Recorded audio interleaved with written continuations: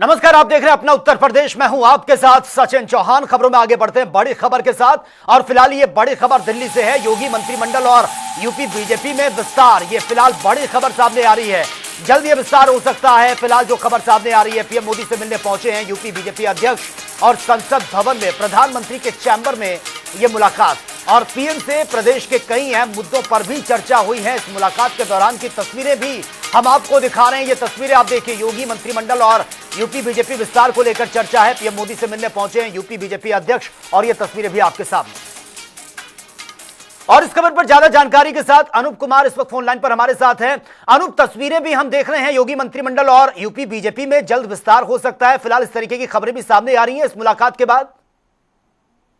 और देखिए, बिल्कुल सही बात है। ये कयास काफी लंबे समय से लगाए जा रहे हैं उत्तर प्रदेश में संगठनात्मक बदलाव को लेकर के और योगी मंत्रिमंडल विस्तार को लेकर के। हालांकि कई बार की बैठकें हो चुकी हैं उत्तर प्रदेश में, कई बार की बैठकें पदाधिकारियों के साथ हुई, सरकार और संगठन के बीच बैठकें हो चुकी हैं और केंद्रीय नेतृत्व से भी विनोद तावड़े राष्ट्रीय महासचिव हैं, चुनाव के ऑब्जर्वर हैं, वो भी लखनऊ आकर के सबसे अलग अलग मुलाकात की, संगठनात्मक बैठक हुई, सरकार के साथ भी बैठक हुई, दोनों डिप्टी सीएम के साथ बैठक हुई, मुख्यमंत्री जी से अलग बैठक हुई और आज जब उत्तर प्रदेश के भारतीय जनता पार्टी के प्रदेश अध्यक्ष पंकज चौधरी प्रधानमंत्री जी से संसद भवन में सीधे मुलाकात की। उत्तर प्रदेश के मामले पर चर्चा हुई है, जिसमें सबसे बड़ा मजबूत अगर बात की जाए, क्योंकि 2027 की चुनाव भाजपा को फतेह करनी है और एक बार फिर से उत्तर प्रदेश में तीसरी बार भाजपा की उत्तर प्रदेश में सरकार बनाने के लिए लगातार नई टीम की खोज चल रही है। आप समझिए कि उत्तर प्रदेश में संगठनात्मक बदलाव को लेकर कई दौर की बैठक भी हो चुकी है। ऐसे चेहरे सामने आएंगे जो लोकप्रिय हैं, जो अपने समाज में पकड़ रखते हैं, जिनके चेहरे पर जो समाज के तमाम जो उनके समाज के वोट भाजपा में मिल जाएं, भाजपा को बढ़त मिले, ये सब इस तरीके से एक पूरी रणनीति अपनाई गई, पूरी खाका तैयार किया गया और ये उत्तर प्रदेश से लगा करके केंद्रीय नेतृत्व तक भेजा गया।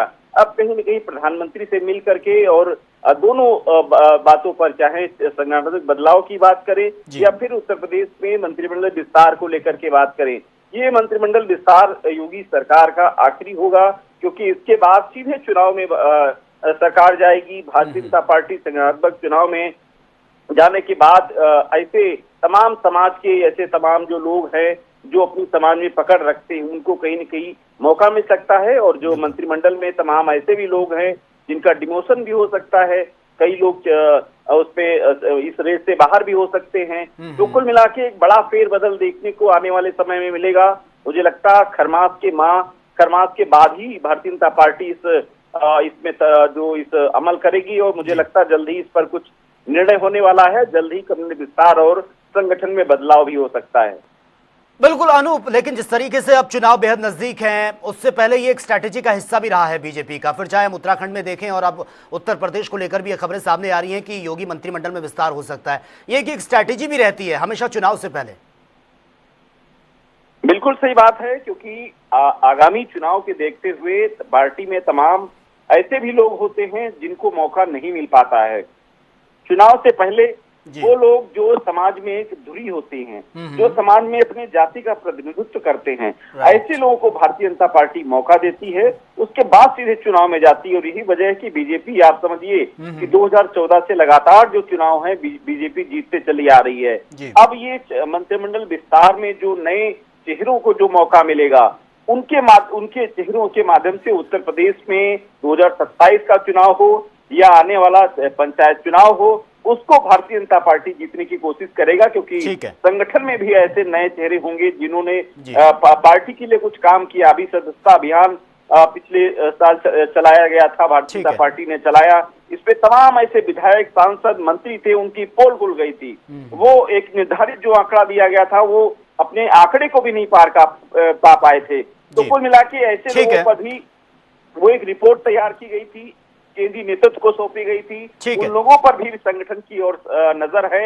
ऐसे लोगों को डिमोट भी किया जा सकता है और नए चेहरे जो समाज में एक पकड़ रखते हैं, जो भाजपा भारतीय जनता पार्टी को मजबूत कर रहे हैं, उनको कहीं न कहीं मौका मिलने वाला है। ठीक है अनूप, चलिए बहुत बहुत शुक्रिया फिलहाल आपका तमाम जानकारी के लिए।